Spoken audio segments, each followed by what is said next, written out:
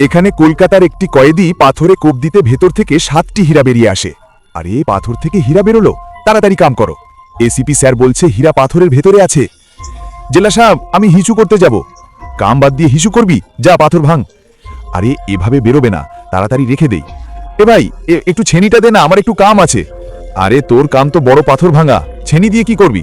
একটু দে, এক্ষুনি দিয়ে যাচ্ছি। হারামখোর মুততেও দিল না। এ শোন, ও ছেনি নিয়ে গেল, মনে হচ্ছে কিছু পাইছে।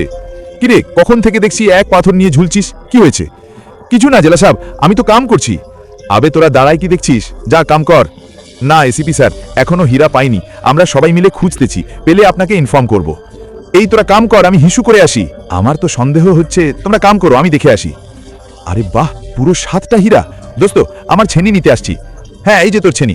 কিছু কি পেলি? আরে না না, কিছু পাইনি, পেলে তোদের বলবো না আমি। তুমি কাম করো, আমি হিসু করে আসি। আরে এটা কি?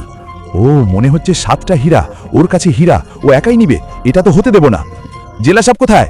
আবে দাঁড়া, কোথায় যাচ্ছিস? জেলা সাহেবের কাছে। আমি জানি 7টা হীরা তোর কাছেই, এই হীরা আমাকে দে, হীরাগুলো বিক্রি করতে পারলে কোটিপতি। পাগল হয়ে গেছিস তুই? জেলা সাহেব, আমি হীরা পেয়ে গেছি। কি সত্যি? এই দেখেন হীরা।